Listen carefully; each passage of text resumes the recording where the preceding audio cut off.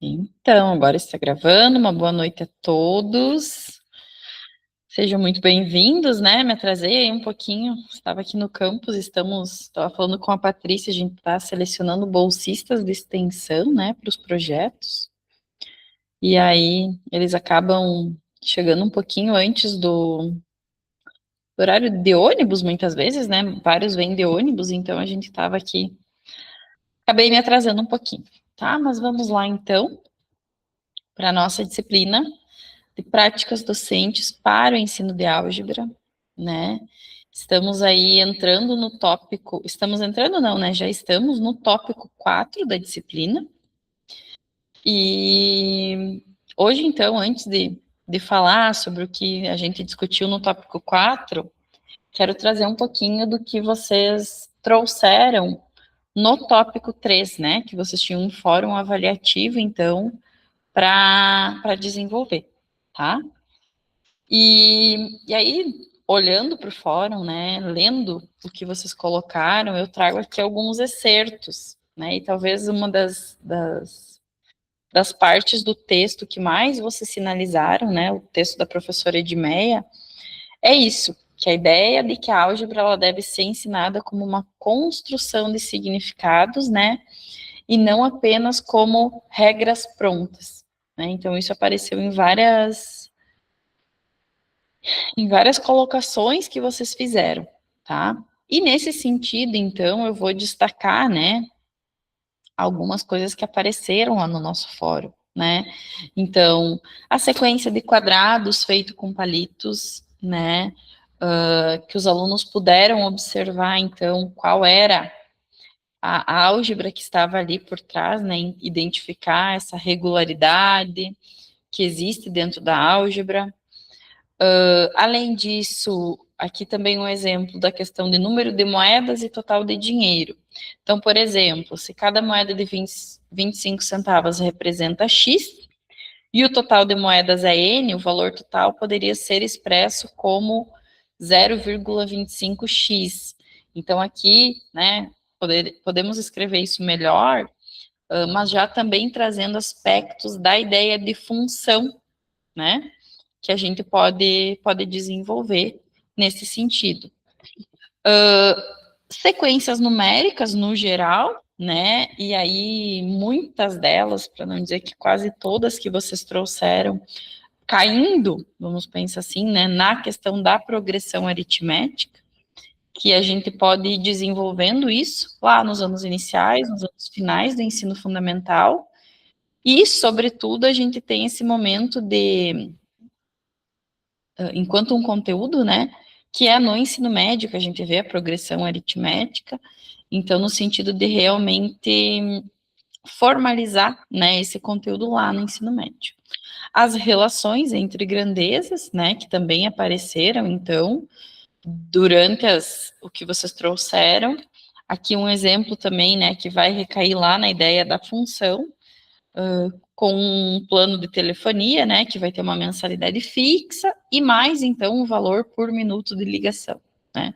Então, por mais que a gente saiba também que são exemplos que já nem são mais tão presentes, né, daqui a pouco os planos de telefonia, eles são muito diferentes hoje em dia, mas que também é possível, né, quando eu penso daqui a pouco numa ligação para o exterior ou de outras formas, e também para os alunos entenderem, né, que isso era uma prática comum, né, a internet que nos traz hoje essa possibilidade de, com o WhatsApp, fazer chamadas de vídeo aí, ou de áudio, e que a gente não tenha necessidade de um pagamento, né, por minuto, né, como era.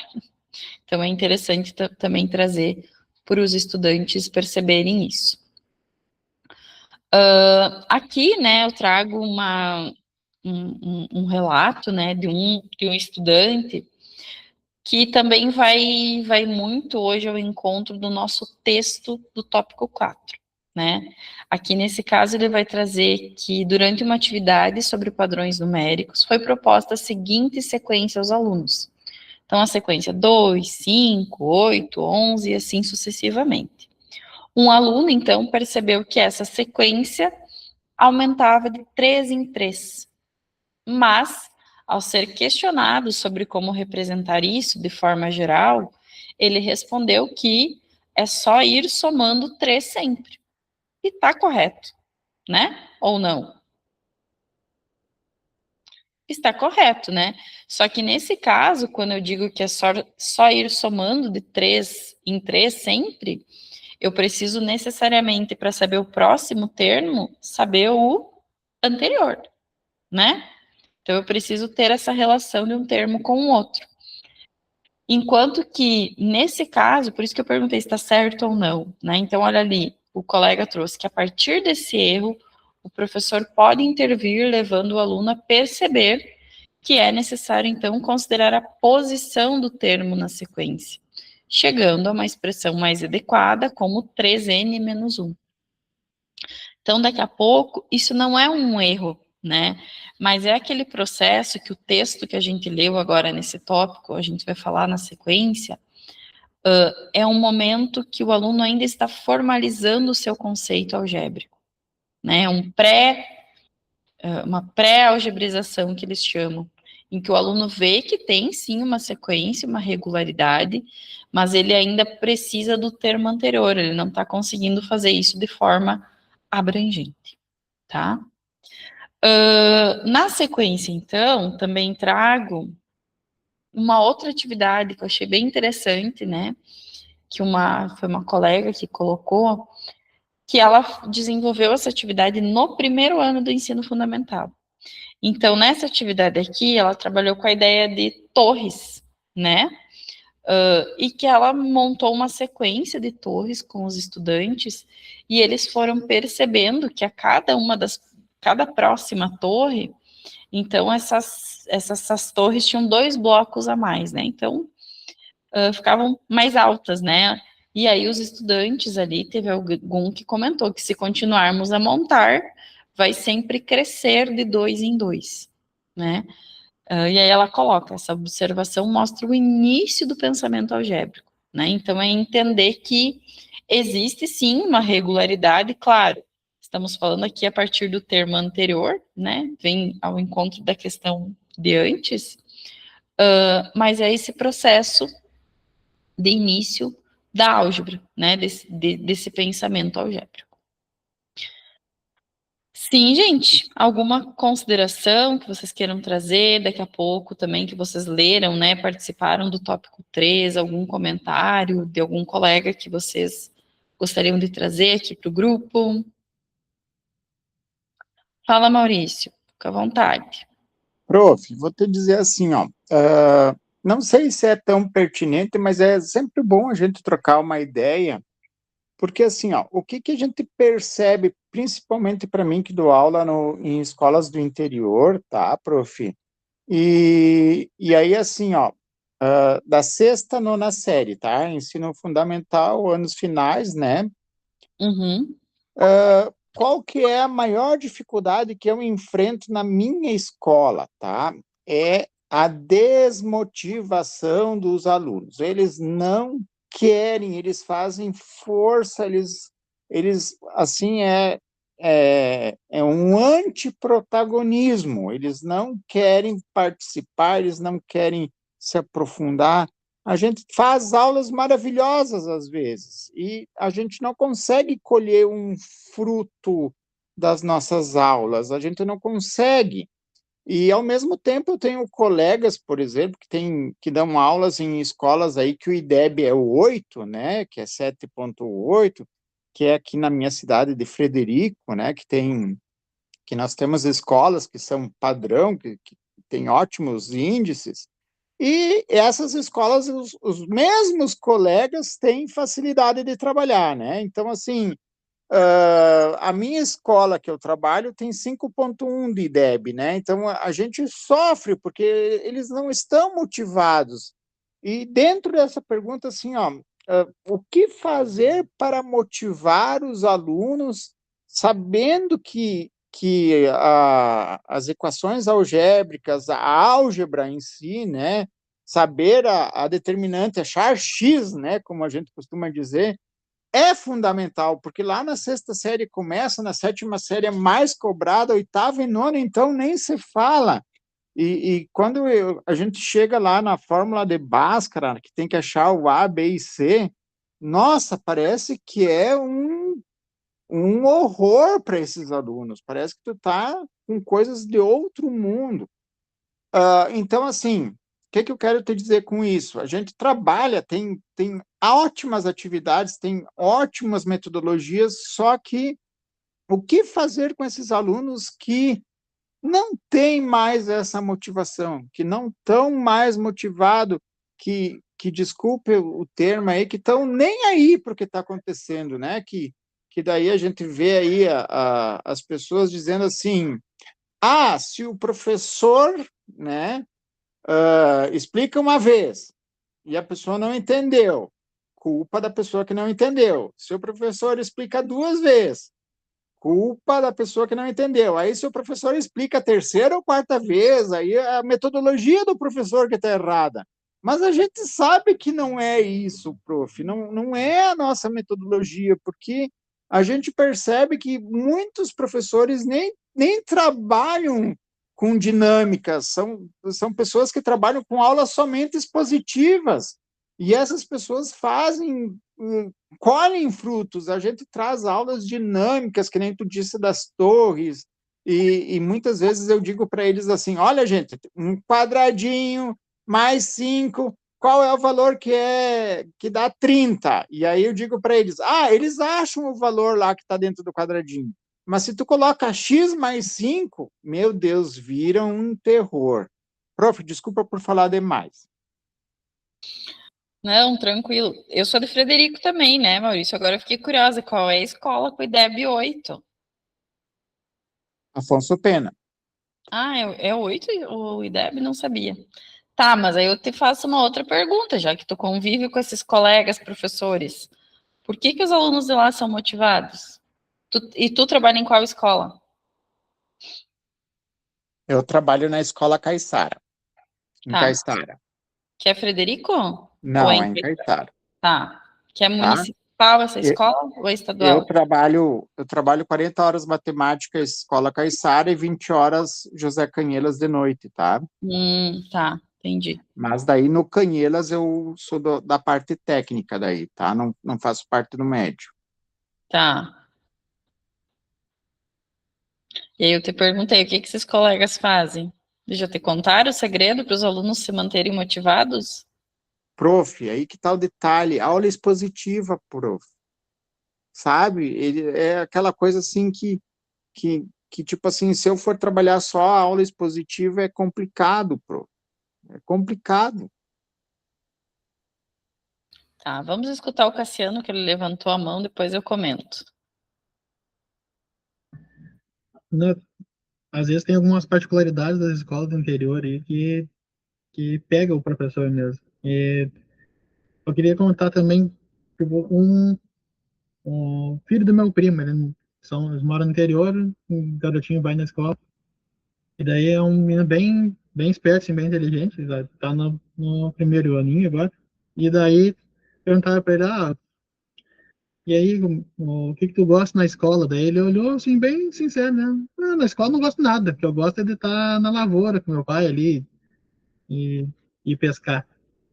Daí, às vezes, o que tem como um colega ali para motivar, tu tem que entender um pouco quais são as coisas que o aluno gosta e trazer esse tipo de realidade assim dentro, né? Para ver se tu consegue puxar um pouco a atenção deles, né? Mas se tu começa desde dos anos iniciais, já desmotivando, quando chegar no sexto ano, sétimo ano, a criança já está desconectada com a escola, ela não vê mais na realidade prática dela o que a escola tem de bom assim para oferecer.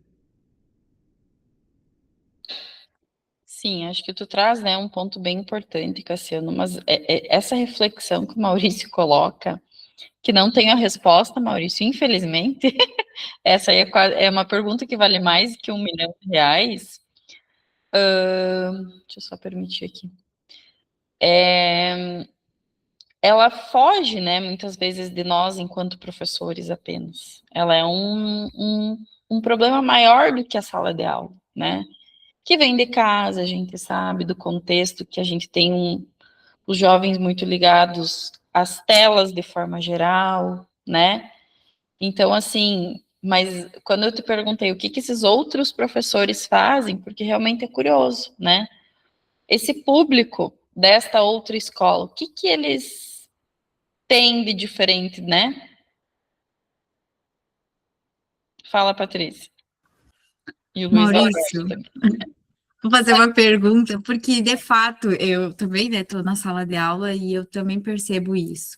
E eu ia te perguntar, essa escola que tem conceito 8, ela é particular ou ela é pública? Porque Gente, eu gente, aqui na cidade, quer dizer, na outra, porque eu moro numa e trabalho na outra, na cidade que eu trabalho também, tem assim, as que eu trabalho são públicas, e são um índice lá embaixo. E daí a gente vai comparar com a escola, vamos dizer, particular, o índice já está bem melhor. E daí, tipo, por mais que o município tenha se empenhado, vamos dizer assim, de. E claro que também tem um processo que, assim, eu acho do município que acaba, tipo, selecionando, né, o público, porque deles têm ali a escola cívica, que também faz um processo seletivo, então a escola cívica também já tem um nível do IDEB um pouco melhor, aí tem outra, vamos dizer, que é um pouquinho inferior à cívica, mas também que tem o IDEB melhor, e daí as outras, o IDEB cai lá embaixo, e daí caem por cima da nossa, só que daí a gente vê exatamente isso que o Maurício fala, né, tipo, os nossos alunos, tu pode fazer o que tu quiser lá na frente, eles não têm interesse nenhum na aula, sabe? É muito difícil tu chamar a atenção. E daí a gente fala, se vocês fossem para as outras escolas, eu poderia ser professora lá, então eu seria professora lá e o IDEB ia ser melhor lá. Mas se eu não for, sabe, porque a gente gira durante nós ali, geralmente cada ano a gente troca de escola. Então, tipo, não é o professor, né? Então a gente fica se questionando o que a gente faz para melhorar, sendo que ali no município que eu trabalho, eles até adotaram apostilas. Então, a apostila que eu uso na minha escola é a mesma que o cívico usa, que a outra escola usa e que o IDEB é bem melhor, sabe? Então, são pontos que a gente, de fato, fica se questionando, né? Patrícia, respondendo aí, vou deixar a prof contar que escola é. Ela é frederiquense, ela sabe do Afonso Pena. Conta, prof. Eu não sou bem frederiquense, tá? Eu não moro aqui há muito tempo, mas o que eu sei é que o Afonso Pena, ela é pública, tá, Patrícia? Mas é uma escola, acho que é a melhor do município, né? No sentido no setor público, assim. Eu já ouço falar muito bem do Afonso Pena, do Roncalli e também do Canhelas, né? As 3 escolas que são públicas aqui em Frederico Westphalen. Tem outras, né? Mas as melhores, assim, que a gente escuta. Mas não sabia que o IDEB era 8. Por isso que eu fiquei curiosa, inclusive. Que é muito bom, né? Imagina nós que trabalhamos com 5.1 para tentar levar um pouquinho mais para cima e assim, ó, gente, nós somos professores de matemática, eu acredito que a grande maioria trabalha com a rede pública, né? E aí, ano passado, nós tivemos a prova.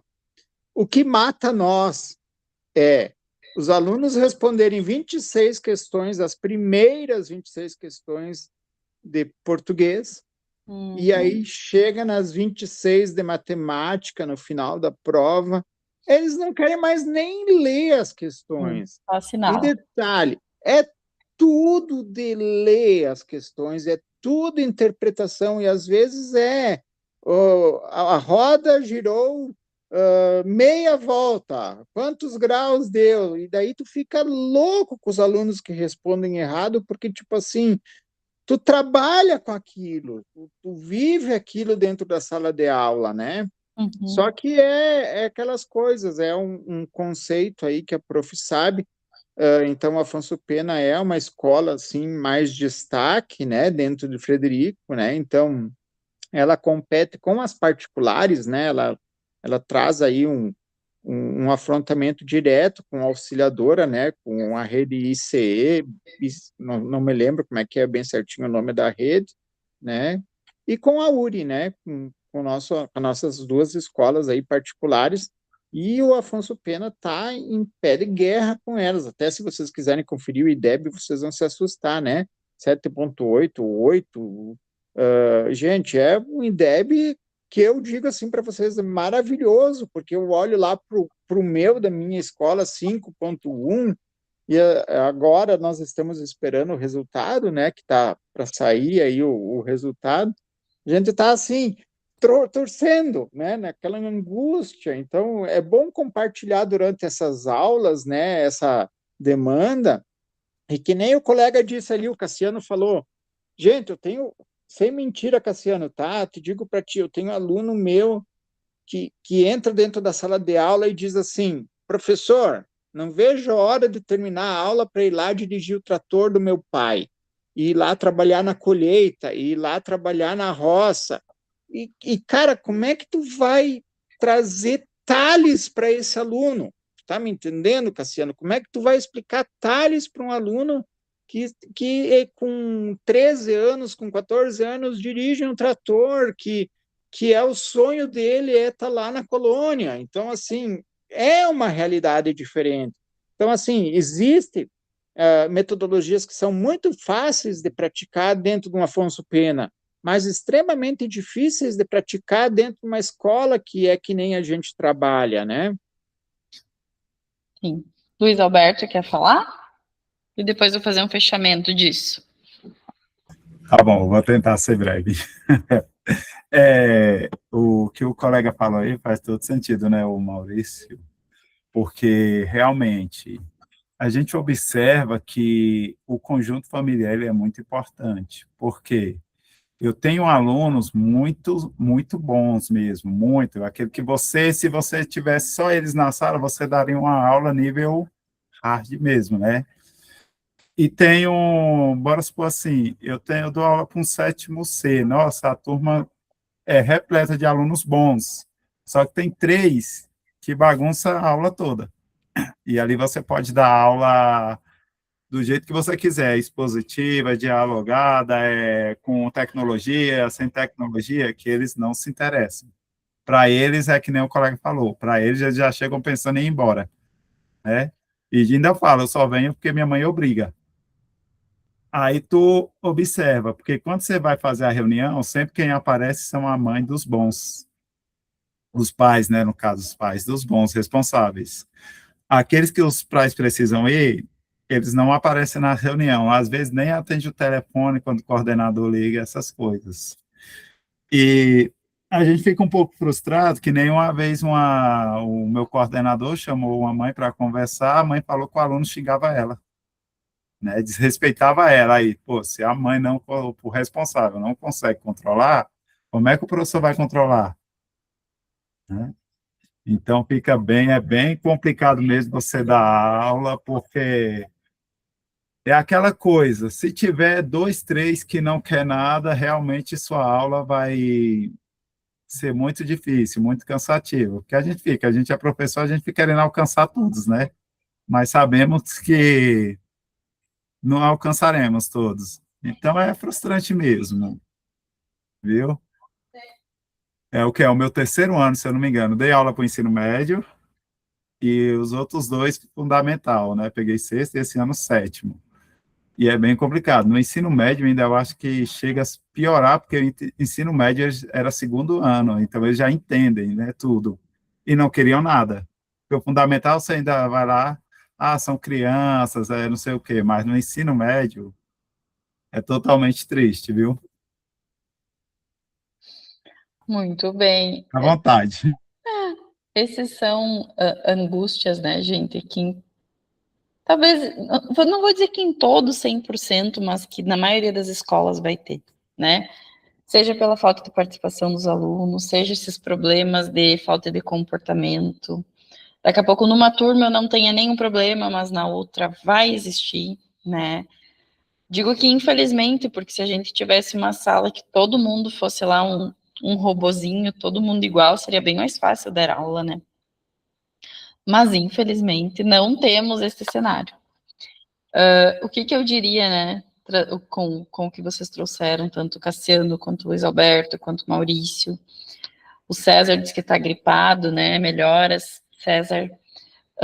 É a questão que, sim, precisamos partir do que esses alunos gostam, sabem, têm interesse, né? Então, isso facilita muito a gente pensar e trabalhar, não só a matemática, né, mas sim todas as outras disciplinas também. Mas eu sempre falo, né, enquanto professora aqui do curso de graduação, que estou formando futuros professores de matemática, né?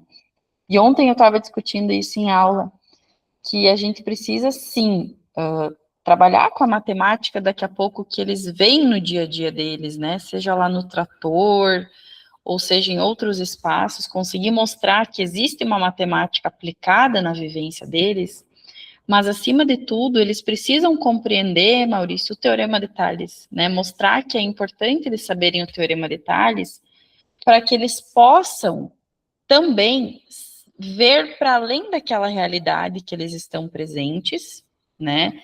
Que eles possam ir adiante, seguir, daqui a pouco estudar, sei lá, alguma coisa do trator, e inclusive poder voltar para esse espaço que ele está, que é o espaço junto com o pai, com a mãe, no meio da agricultura, e melhorar esse espaço, né? A partir do conhecimento que ele obtiver.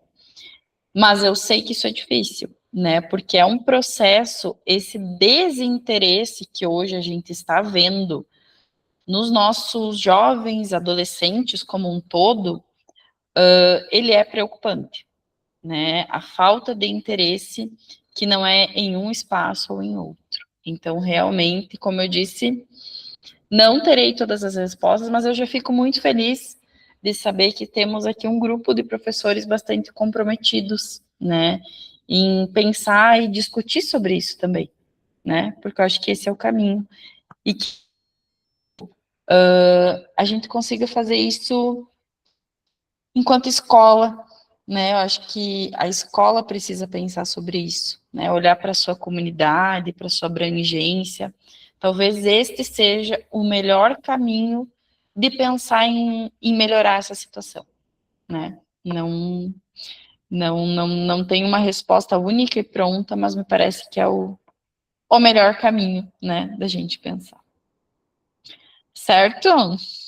Espero ter colaborado aí, ter dado um pouquinho da minha opinião, né? Mas é esse um dos caminhos, né, possíveis para a gente pensar. Tá bem? Vamos continuando né, com o que eu pensei aqui para a aula, depois a gente retoma e vamos pensando sobre isso, porque a álgebra, né, e talvez seja por isso que venham essas questões, e a gente já foi discutindo, né, nas nossas últimas aulas, a questão do X, né, o quanto que o X é um problema, né, que quando aparecem essas letras, essa parte da abstração na matemática, causa um incômodo muito grande para os nossos estudantes, né? Então, ao trazer isso, né, a gente discutiu no tópico 4, né, eu coloquei lá para vocês um novo texto que é muito parecido, cadê meu livro? Acho que não está aqui. Aliás, não.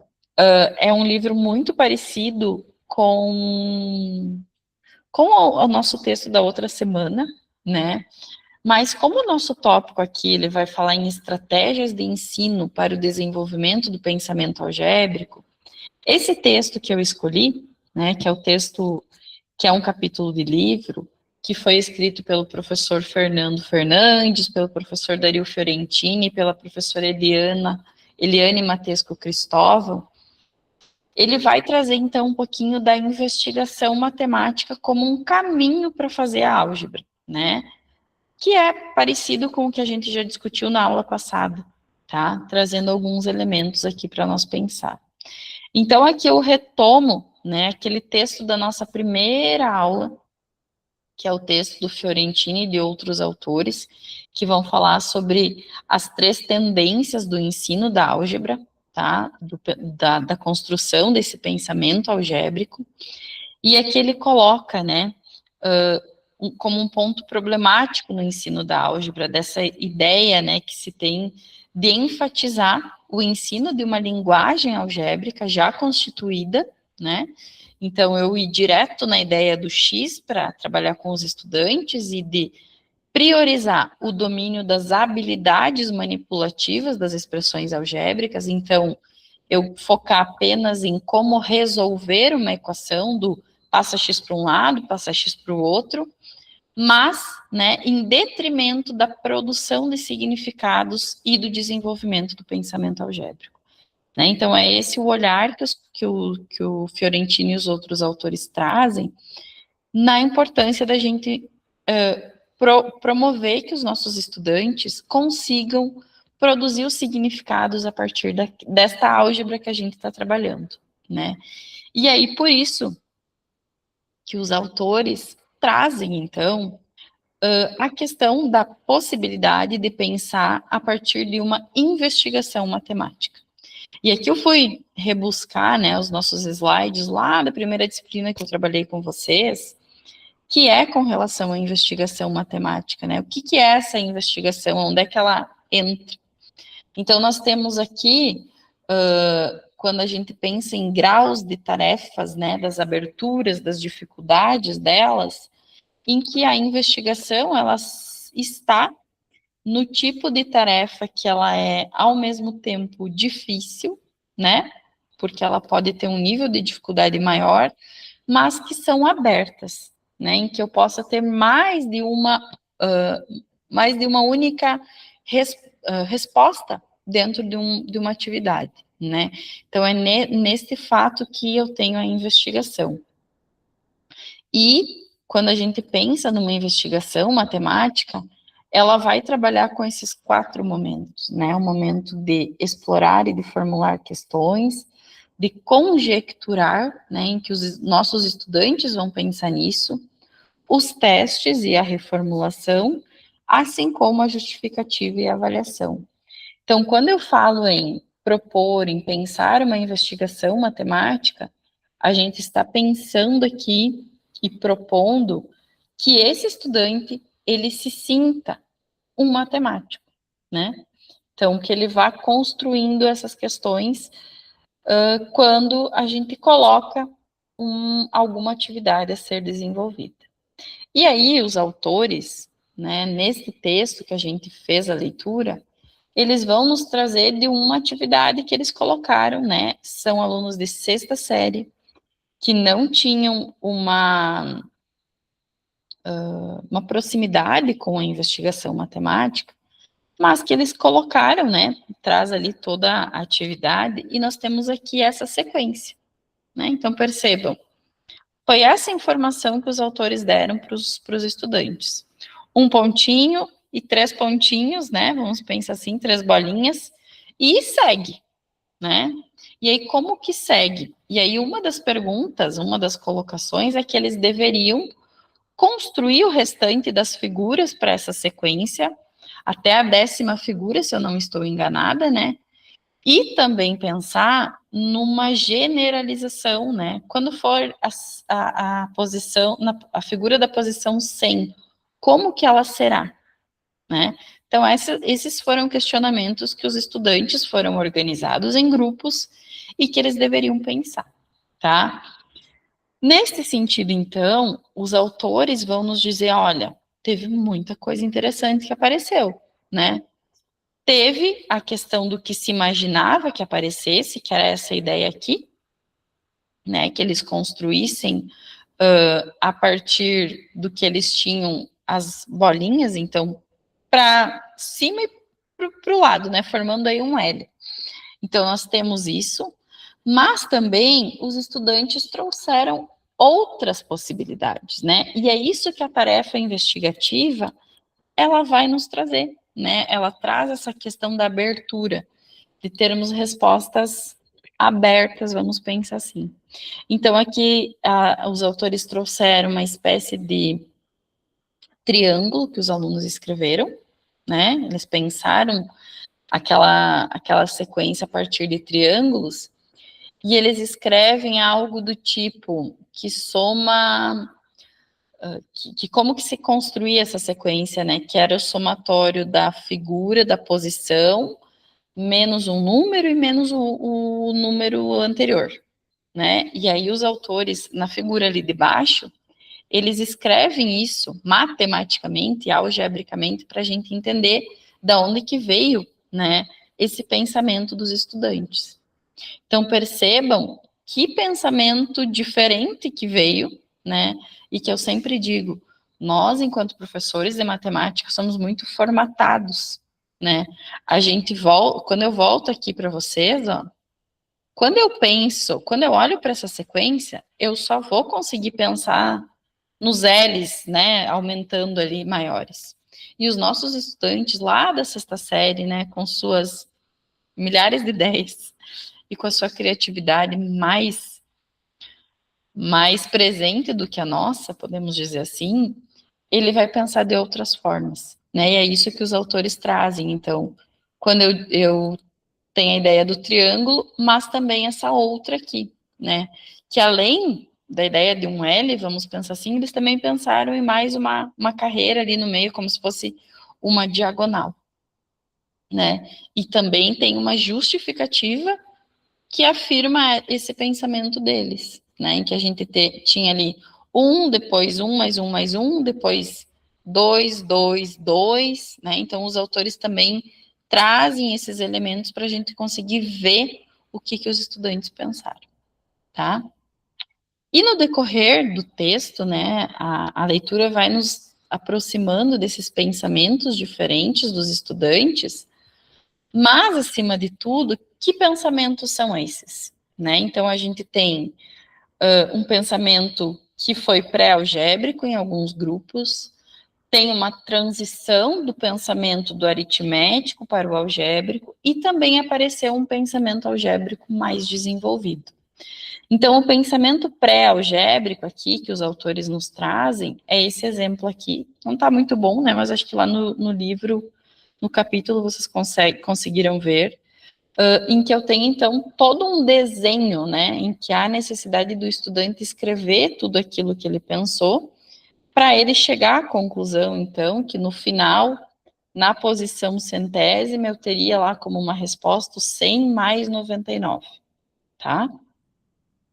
Também temos o desenvolvimento dessa transição do aritmético para o algébrico, em que o estudante ele vai trazer muito da ideia do aritmético ainda, mas que já tem um movimento de uma compreensão de pensar essa forma geral que eu possa expressar, então, o meu pensamento, né? Então, já temos aqui uma evolução no pensamento.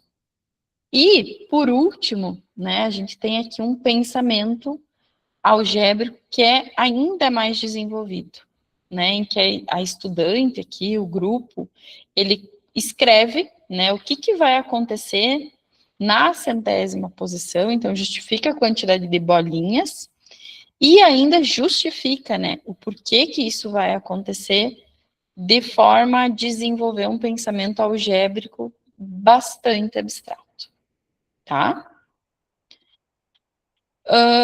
Ou seja, né, esse texto aqui, qual a ideia, né, de trazer ele? É para vocês verem essa possibilidade dessa investigação num sentido mais amplo, né, e aí as considerações finais que os próprios autores do texto vão nos trazer, né.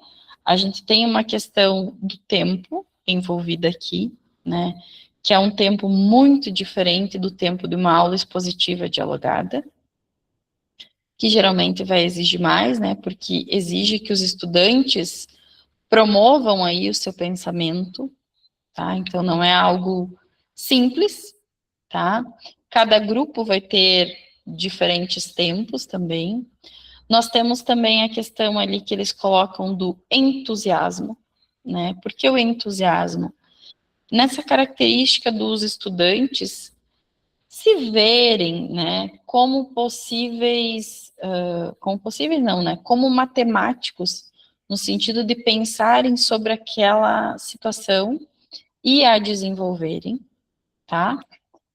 A questão que eles colocam ali, né, daqui a pouco, que foram desafios, né, e que a gente precisa pensar enquanto professores, que é a questão da organização dos registros, né, porque foi pedido que os estudantes registrassem, e, num certo momento, eles deveriam, então, apresentar esses registros para toda a turma, né, então eles colocaram do quanto que aconteceu ali uma repetição, e nessa repetição, então, dos estudantes, nesta repetição dos estudantes, acaba que fica um pouco maçante, né, a nossa aula. Então, os autores também trazem isso.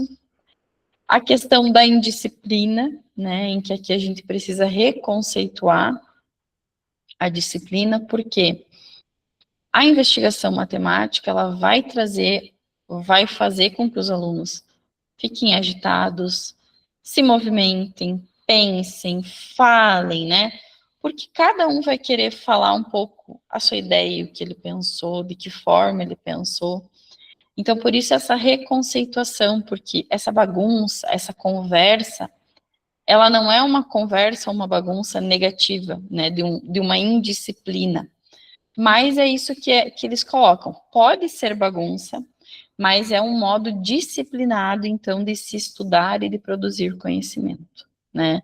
E aí eu coloquei aqui a imagem da colmeia, né, com as abelhas, porque os autores falam, como quando as abelhas estão produzindo mel, né? Há uma movimentação, então, para realizar isso. Então, é um pouquinho nesse sentido que vem a investigação matemática como uma possibilidade da gente pensar o ensino da álgebra, tá? Então, é um pouco isso que o texto nos trouxe, que eu trago aqui para vocês e gostaria de escutar vocês, né? Se vocês têm mais alguma colocação a partir desse texto, o que vocês acharam do texto, né? Como que foi fazer a leitura? Alguém quer falar? Acho que tem algumas coisas interessantes nesse texto ali, nessa parte da investigação. Uma das coisas é essa atividade ali que eles levaram, mas também, se for ver o trabalho todo, né? Ali ele já vai dizendo que leva muito tempo, né? Então tiveram que fazer se eu não me engano, foi 10, não, 11 aulas, né? Para poder fazer todo esse trabalho de desenvolvimento. Então, uma das coisas que é interessante é isso, que o trabalho para desenvolver, ele é meio incompatível com a correria de tu vencer o currículo ali em tantas aulas, né? Então, mas é aquele negócio, tu tentar forçar e adiantar mais muita matéria, tu acaba perdendo a parte do raciocínio mesmo, de desenvolver essa raciocínio algébrico. Então, de todo o trabalho que eu vi, até eles vencerem a barreira ali da parte ali do transformismo algébrico, né, de tentar transpor diretamente as ideias que já estão consolidadas da parte de aritmética diretamente para a álgebra, né? Então, só o trabalho ali até eles conseguirem dar o significado da igualdade, né, também, depois. E não, na parte ali das expressões, o igual não quer dizer que é o fim da conta, né? E está trabalhando, trabalha 6 anos lá que o igual é para finalizar o resultado, que tem um resultado. E daí tu transformar aquilo ali desse pensamento e dizer que não, agora esse não vale mais. Então, agora a gente vai passar para uma outra fase onde não é o um resultado que é o certo, é tu ter uma regra geral que vai te dar resultados para várias opções diferentes. Só para fazer esse trabalho de conseguir quebrar esse paradigma lá dentro da cabeça do aluno é uma coisa que levou várias aulas para eles conseguirem fazer. Então, é uma coisa para a gente pensar aí que às vezes a gente não pode, mesmo que seja um pouco frustrante os primeiros dias ali, as primeiras aulas que tu vai começar a trabalhar uma metodologia aí, não pode desistir, né? Uhum. E na tua fala, Cassiano, eu estava lembrando agora que eu trabalhei essa semana uma outra disciplina e eu levei um vídeo para os estudantes e nesse vídeo tinha uma professora, né, uma especialista aí na educação, na área de educação matemática, ela falava que muitas vezes, né, essa questão era relacionada ao ensino da tabuada, né, que a gente quer que os estudantes saibam a tabuada. Então, estou falando aqui lá para os anos iniciais, que eles decorem a tabuada, né, saibam os resultados da tabuada. E aí ela coloca que quem que quer, né, na verdade, são os pais, né? A sociedade que, de certa forma, quer que, no final do terceiro ano, os alunos saibam a tabuada. Mas é um tempo que daqui a pouco a gente está forçando no sentido desse desenvolvimento de compreender o que é essa multiplicação, para daí eu chegar nesta formalização da tabuada, né? E aí, obviamente, saber, de certa forma, quase que decor a tabuada. Então, vem ao encontro do que tu trouxe, e realmente, o tempo, quando a gente pensa uma investigação matemática, uma modelagem matemática, o próprio trabalho com projetos daqui a pouco, né? Ele é um trabalho que vai desenvolver, vai ser necessário mais tempo do que geralmente a gente tem lá no currículo, né? E das vários conteúdos que a gente precisa, e conteúdos e habilidades e competências que a gente precisa também trabalhar, né, ao longo de um ano letivo. Então, sim. Muito bem, gente. Então, espero que o texto, assim, tenha sido interessante para vocês pensarem, né? Essa possibilidade de uma abordagem diferente, né, do ensino da álgebra, né, de forma geral. Na sequência, né, assim como as últimas aulas, a gente vem pensando algumas estratégias, então, né, para além da investigação matemática, que a gente possa desenvolver com os nossos estudantes. E vou trazer aqui para vocês, né, uma atividade. Eu gostaria que vocês me dissessem rapidamente, ou não, qual que é a soma dos primeiros números inteiros de 1 a 100?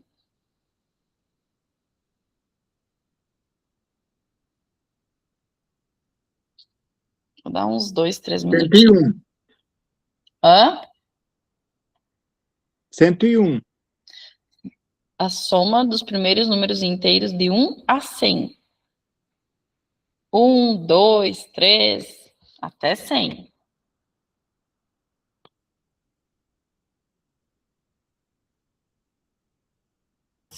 Quem foi mesmo que criou essa fórmula mesmo? Eu esqueci. Não foi não? Aquela que você soma o primeiro com o último, divide por dois. Isso, tem a fórmula lá. Está lá no material da prof. É Eu N1. esqueci quem é. Ora, vocês estão muito esquecidos. Que vai ser 100 mais dividido por 2. É uma soma de PA, né? É uma soma de uma PA de razão 1. Mas tá muito fácil isso. Então, gente, eu trouxe essa pergunta, né? Podemos dizer assim, ou talvez a ideia, na verdade, era um problema, né?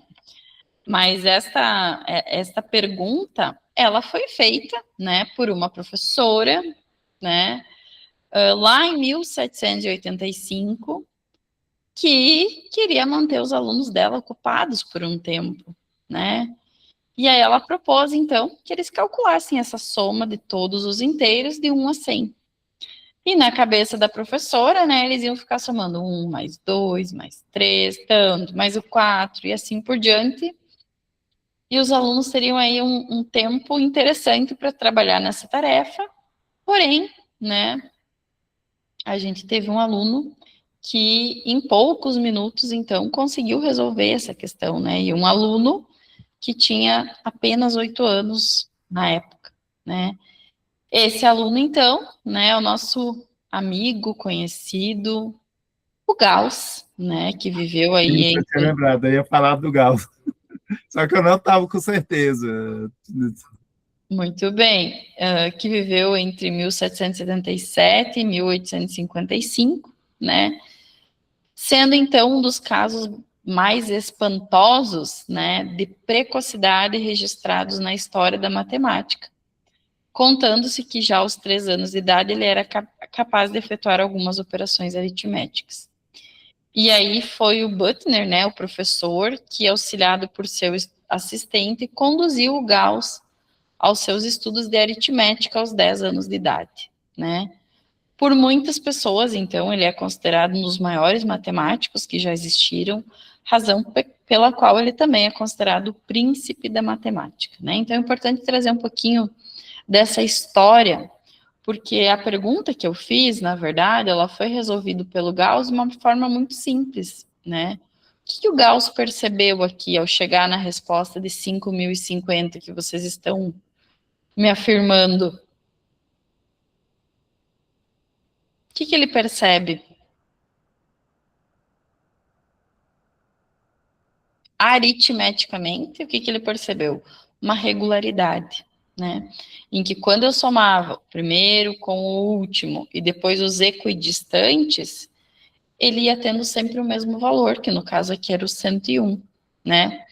E aí, a partir desse somatório, ele vai percebendo que ele conseguia determinar de forma muito fácil o que estava acontecendo. Então, ele verificou que somando os termos equidistantes, ele tinha como resultado 101, e aí ele multiplica por 50, né, em que ele faz aqui os 50 quem?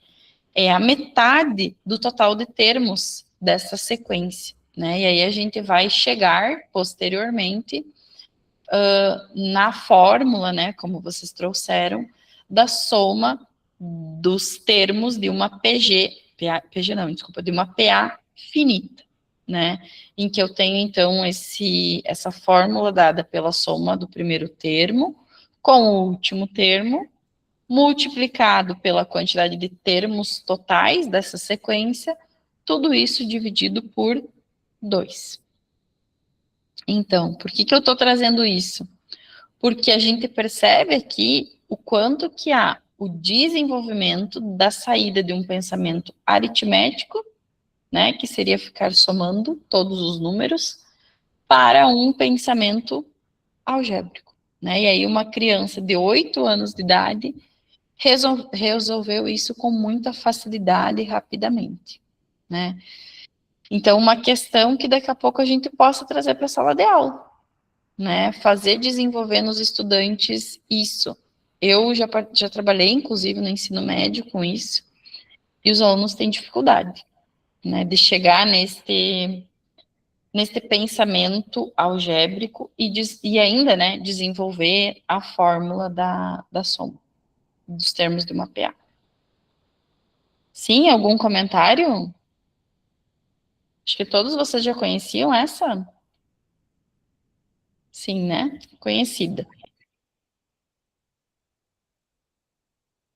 Também temos, aqui a gente já trabalhou na outra aula, né? Mas vamos fazer mais 2 sequências, trabalhar. Vamos trabalhar com essa sequência aí. Determinar a regra dessa sequência.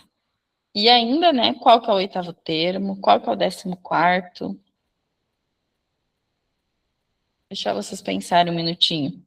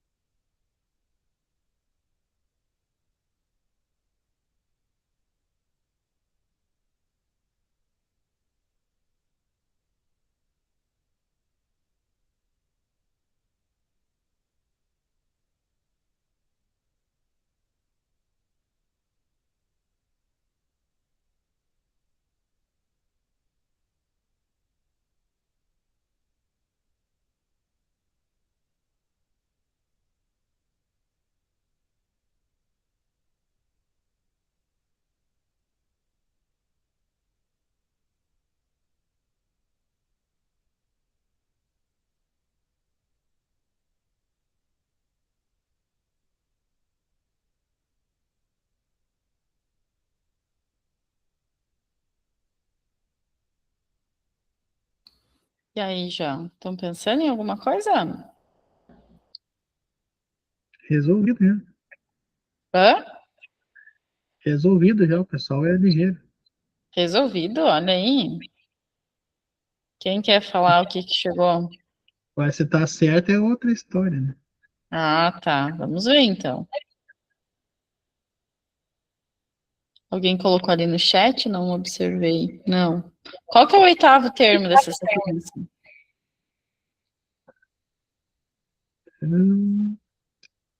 Ela travou, né? Alguém chegou no oitavo termo da sequência?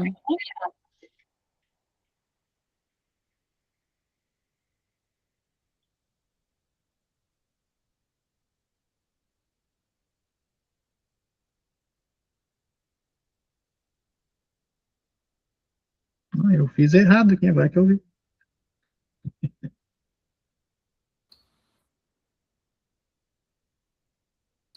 Então, vou dar mais uns minutinhos.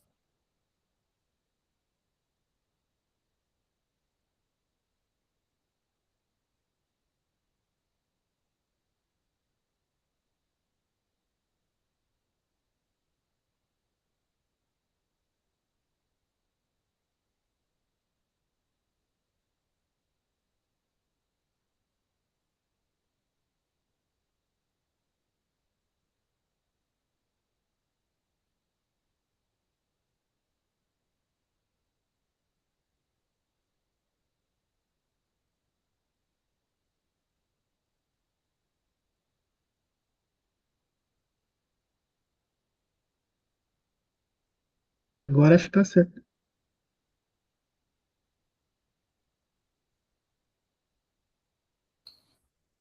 Vamos lá, então. O que a gente sabe, consegue ver aí? A primeira figura, né, da nossa primeira posição, vamos pensar assim, tem 3 bolinhas, vamos dizer assim. Figura da posição 2 tem 8 e da terceira posição tem 15, isso? Qual o oitavo termo? 80? 80? Mais alguém fez? Concordam com o Cassiano?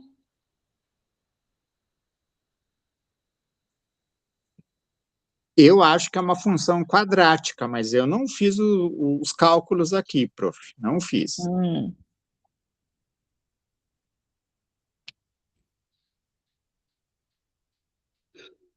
É 80? Conta para nós, Cassiano, o que que tu pensou? Qual é a regra dessa sequência? Como o colega falou, é uma função quadrática, né? No caso, é a posição mais 1 ao quadrado menos 1, que é o flecha ali, né? Uhum, Então, a posição 1 seria 1 mais 1, que é 2 ao quadrado, fica 4, menos 1, que é aquele cantinho que faltou. uhum, A segunda também, posição 2, 2 mais 1, 3, 3 ao quadrado dá 9, e daí desconta aquele do canto, que é o que falta. uhum. Muito bem.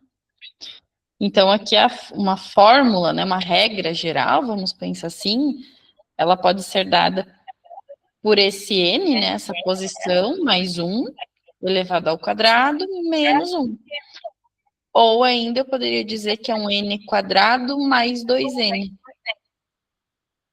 Quando eu abro, né, o produto notável e resolvo, eu chego então nisso.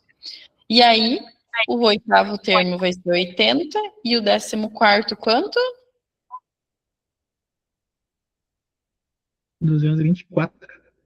224, né? Por causa que vai ser 225 menos 1. E a 20ª posição? 440. 440? Por quê? Que é, no caso, 21 ao quadrado menos. Menos 1. Muito bem. Então, chegamos aí na sequência, né? Aliás, na regra dessa sequência, né? Que vai trabalhar com a ideia de quadrado, né? Porque a gente está ali trabalhando com os pontos, vamos pensar assim, neste formato, facilita a gente ver isso, né? Se eu não tivesse a distribuição, né, dessa ideia de uma figura geométrica neste formato, talvez seria mais difícil de verificar isso.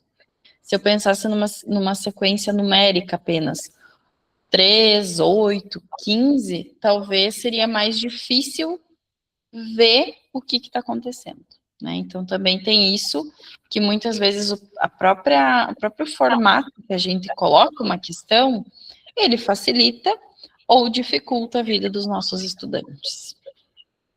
Vamos para esta rapidamente? Agora vocês estão bem afiados.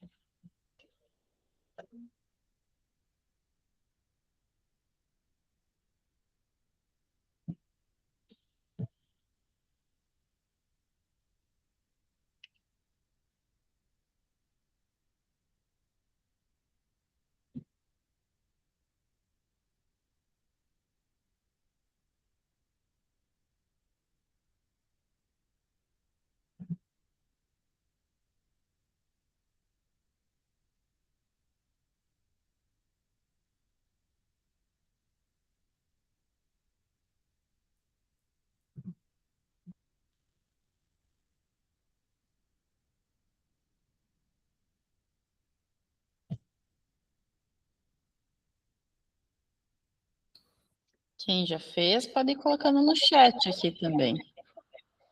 Quem já pensou na regra da sequência? Quero ver o que vai vir aí da cabeça de vocês. O que vocês vão pensar?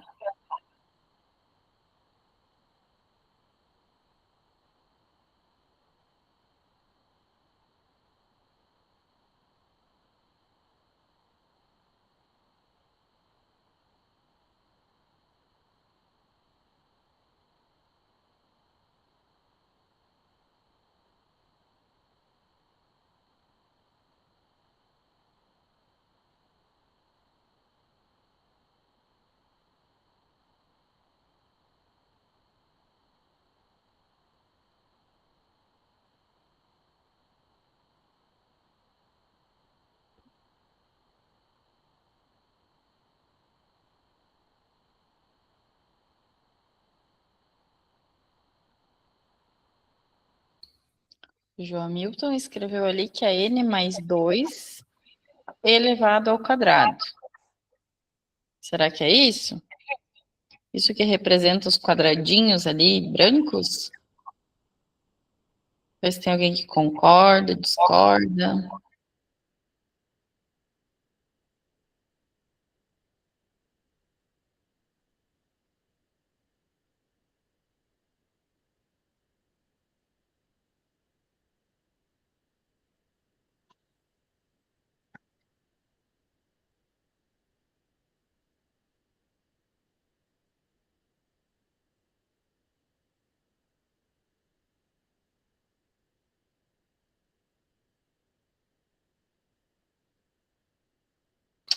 O Cassiano diz que é 4n mais 4. Mais alguém, gente? Quem será que está correto? Joamilton ou Cassiano? Se é que os dois estão corretos, né?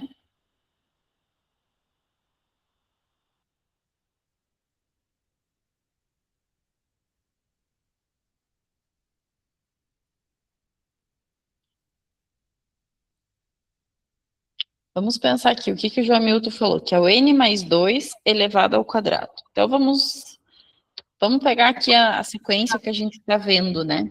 Se eu pegar o meu segundo termo, né? O meu segundo termo, que é este daqui, né? O que nós teremos, então? N mais 2, então, 2 mais 2, 4. 4 elevado ao quadrado, isso é 16. Então, aqui eu tenho 1, 2, 3, 4, 5, 6, 7, 8, 9, 10, 11, 12. Não são 16 quadradinhos que eu tenho. Então, temos um problema aí na fórmula, Joamilton.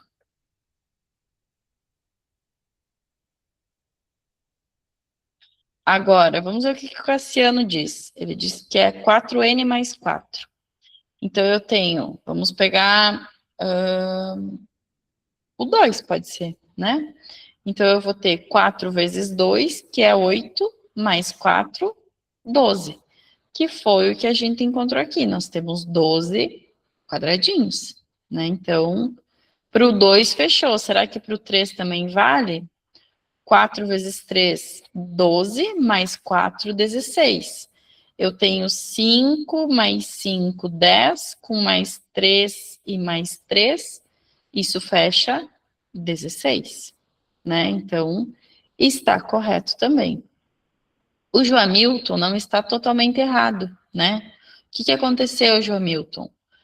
É o n mais 2 elevado ao quadrado se eu tivesse os quadradinhos completos, né? Tudo isso. Só que percebe que eu estou sempre descontando essa parte aqui em cinza. E aí, o que é essa parte em cinza aqui? É o n ao quadrado, percebe? Aqui é 1 ao quadrado, aqui é 2 ao quadrado, 3 ao quadrado.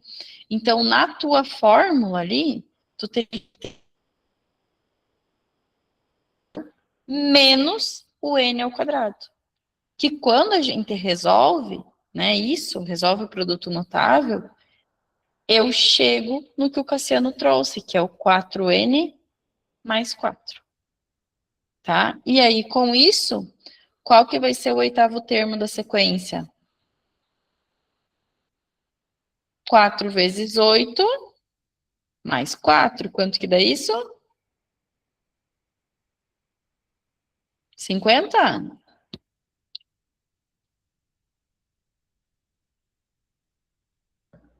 O César colocou já ali no chat. Ali, ó. César já colocou, cadê? Ah, 36, 60 e 84, respectivos. Só no mental. E fecha todos esses valores? Sim. Então, isso aí, né? Então, o oitavo termo vai ser o 36, o 14º termo, 60, e a 20ª posição é ocupada pela figura, né, que vai ter os 84 quadradinhos. Sim? Já tinham visto essas sequências aqui para pensar? Similares? Então, são possibilidades. A gente viu 2 semana passada, e hoje trouxe mais 2 aqui, né, para a gente discutir. Agora, eu também trago uma outra. Semelhante àquela ali, é aquela das molduras, né, do vídeo. Isso. Agora eu trago aqui uma outra possibilidade da gente pensar, né, também. Que aqui eu já entro.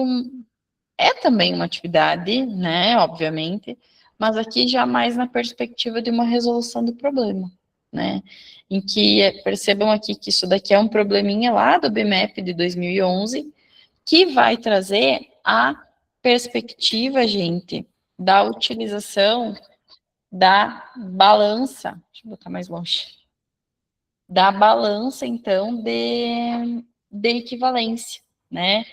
Então, esse daqui é um material, esse aqui a gente tem aqui no nosso laboratório, que também pode ser construído, pensado por vocês mesmos, ou comprado, né? E daqui a pouco, com um material desses, eu já consigo fazer com que os meus alunos vejam, né? Entendam a ideia da relação de igualdade quando a gente está trabalhando com uma equação, né?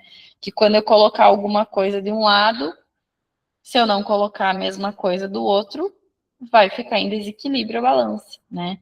E a ideia da equação da igualdade é que os meus pratos aqui permaneçam iguais, né? Então, essa perspectiva que a balança traz, o que tem quando eu penso na balança, né? Eu estou aqui trabalhando o conceito que está por trás de toda a relação da equação do x, né, em que eu vou trabalhar a relação de equivalência, a relação de igualdade aqui muito presente.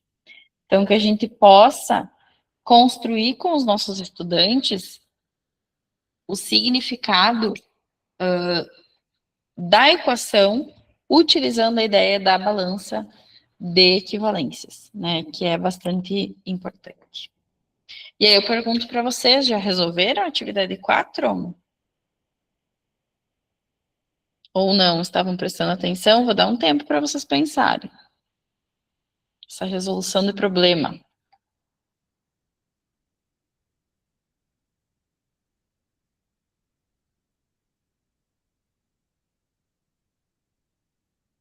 Vou fazer que nem meus alunos. Não vou fazer, prof. Não vou fazer.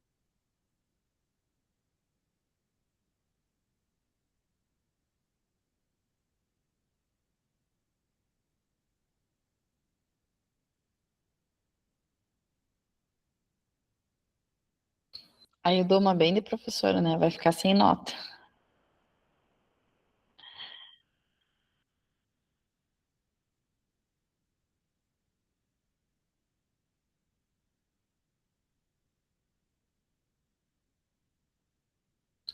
Vocês não podem ver uma igualdade que vocês já querem colocar X, né, Joamilton?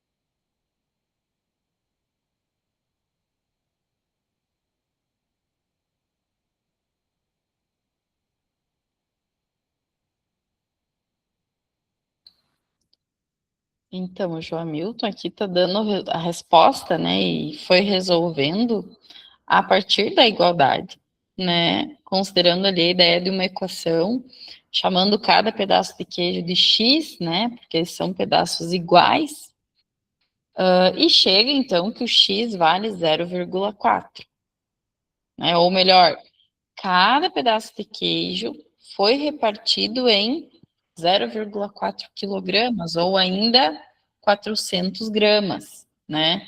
E já nos dá a resposta aí de qual que era o peso do queijo inteiro.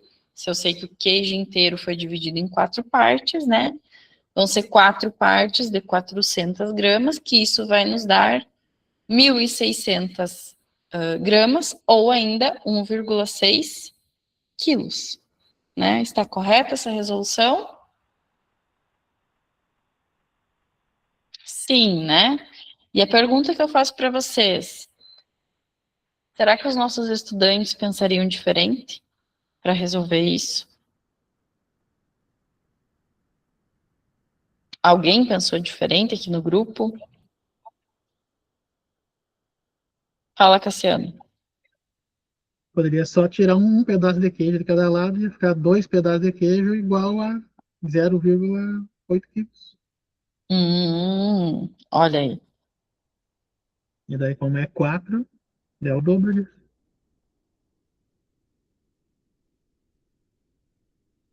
Tinham pensado nisso? A Patrícia, acho que não.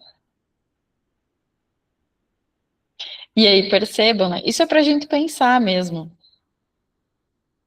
E aí, quando eu falo que a gente, professor de matemática, tem a cabeça muito formatada, né?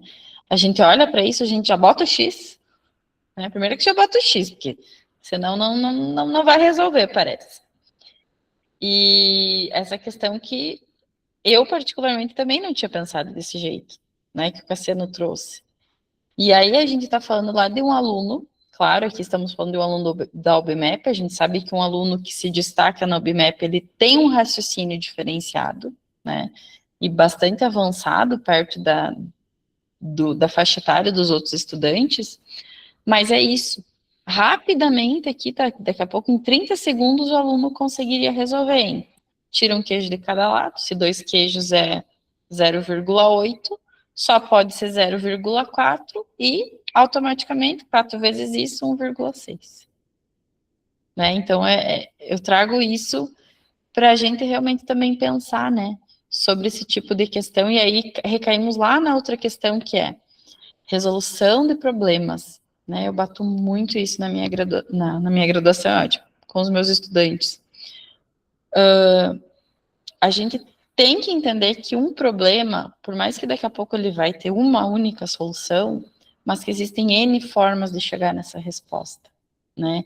E que muitas vezes a gente acaba forçando, talvez, que eles utilizem algo que a gente está trabalhando no momento, que pode acontecer, muitos problemas a gente leva eles para a sala de aula com esse intuito, né, de desenvolver um conceito matemático, algum conteúdo, mas que existem outras formas de resolução, e a gente tem que apoiar isso também, né, porque em provas, por exemplo, como o BIMAP, ou daqui a pouco no Enem, ou até num concurso, é esse raciocínio rápido deles, esse raciocínio lógico, que vai proporcionar uma diferença, né, e que também vai auxiliar no desenvolvimento algébrico mesmo, do pensamento algébrico deles. Certo? Vamos para uma próxima. Essa daqui acho que é mais difícil um pouco. Ou não, vamos ver. Passou? Ah, o que eu quero mostrar aqui para vocês? Eu pensando se passou. Depois eu vou até lembrar de colocar na nossa aula o tópico disso, tá? Mas é um... Como é que eu vou chamar isso aqui? É um recurso do GeoGebra, né?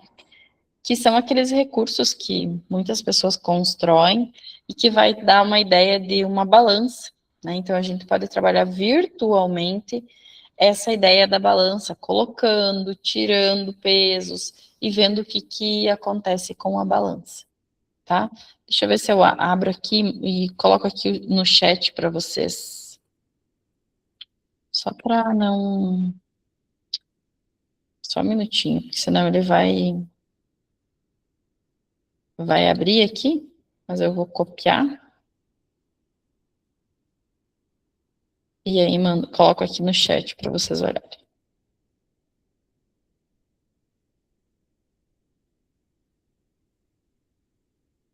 Aqui está ele. Esse é o recurso, né, que vocês podem ver aí como uma possibilidade, né, de trabalhar essa ideia das equações utilizando a balança, tá? Aí vocês podem explorar depois isso. Agora a gente vai para um outro problema. Uma outra atividade, mas que vem nessa perspectiva da resolução de problemas, tá? Então, olha só. Ivete decidiu dar a maior parte da sua coleção de livros de bolso. A sua coleção é composta por menos de 100 livros. Ela está planejando dar a metade da coleção para o hospital e, em seguida, manter seus 10 livros favoritos. Ela vai dividir os livros restantes igualmente entre 4 amigos. Quantos livros que podem estar na coleção da Ivete? Encontre todas as respostas possíveis. Vou dar uns 5 minutinhos aí, talvez nem isso. Podem ir colocando no chat as respostas.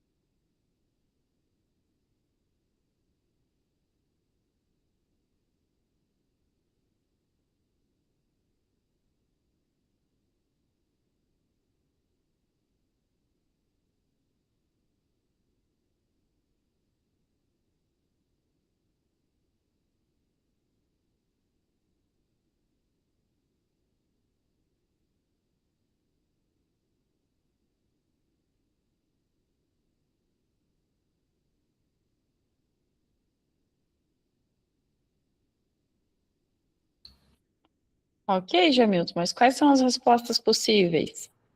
Tá bonita essa resposta, hein?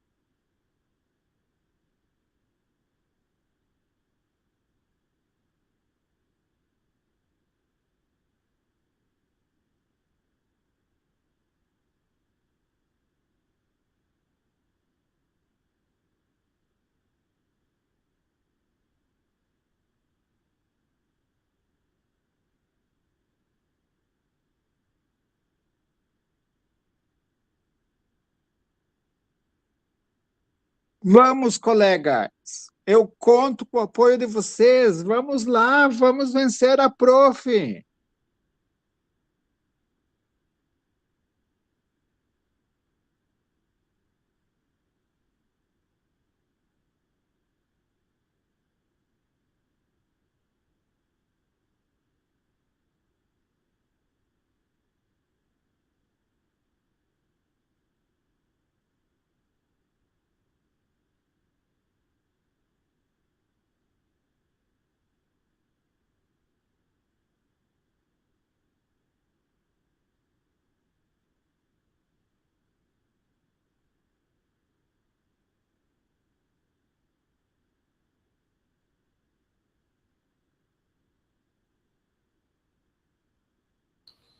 Já deu 5 minutos? Me perdi aqui no tempo.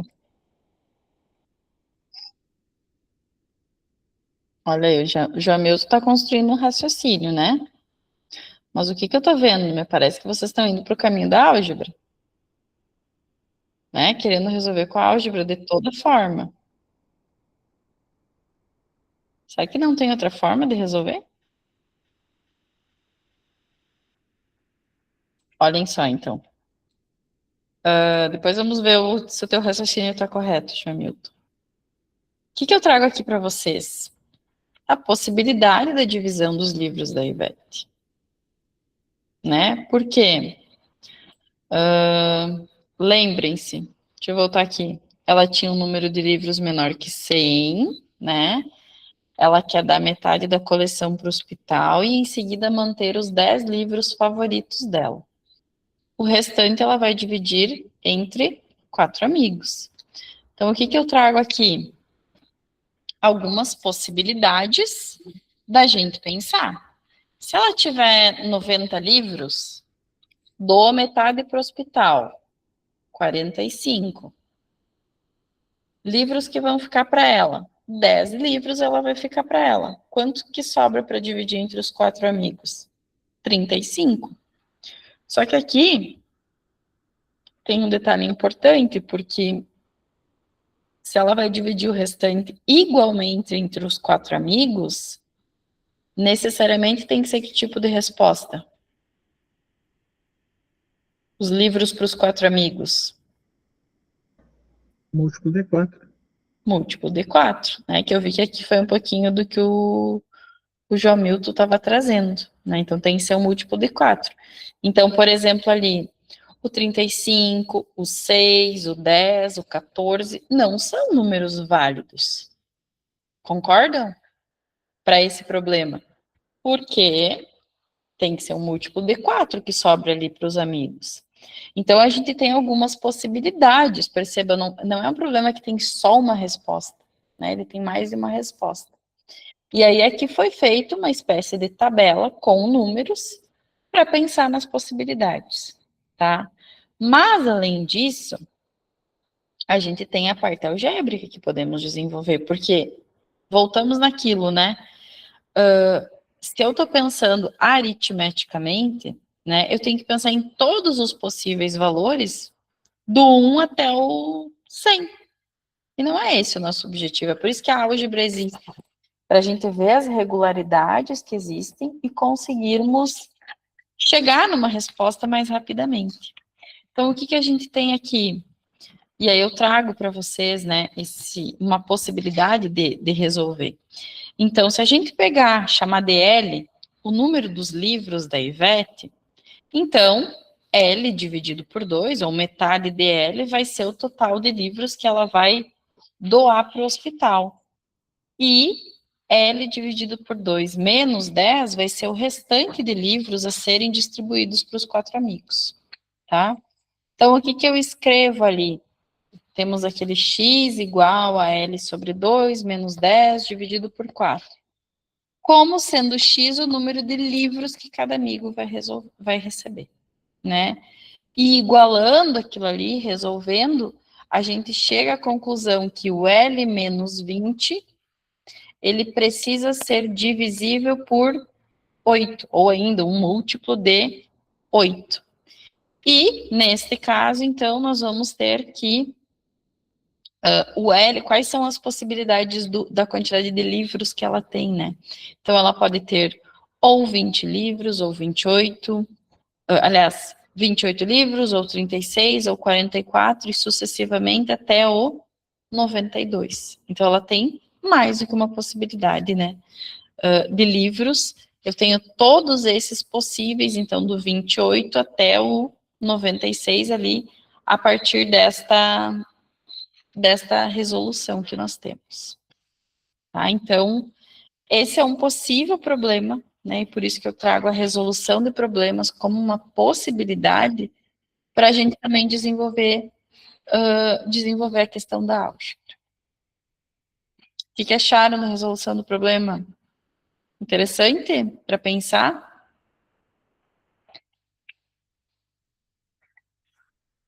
E isso aqui é né, gente? A gente pode pensar em outras possibilidades, outras formas de resolver, de outros problemas, né? Que também nos levem nesse caminho de resolver aritmeticamente, mas desenvolver ele algebricamente também. Certo?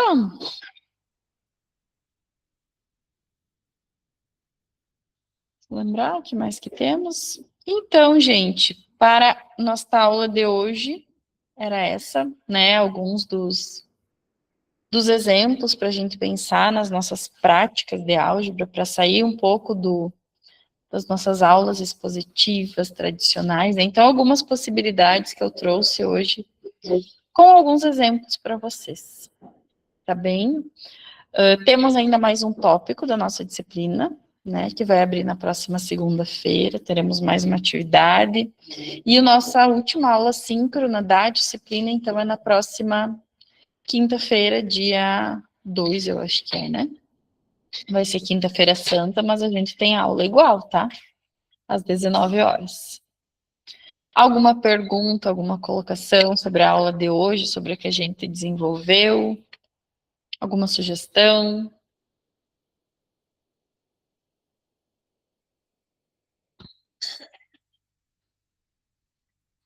Nada? Tudo certo?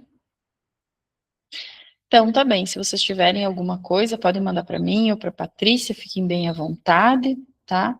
E aí amanhã eu já devo colocar essa nossa aula, né, nossa gravação lá no Cigar, no Cigar não, desculpa, no Moodle, e aí vocês conseguem acompanhar, tá? Todo o desenvolvimento da aula e também quem não participou consegue assistir. Tá bem? Bom descanso, então, bom final de semana para vocês e qualquer coisa estamos à disposição, tanto eu quanto a Patrícia. Tá bem? Boa noite, então. Tchau, tchau, pessoal.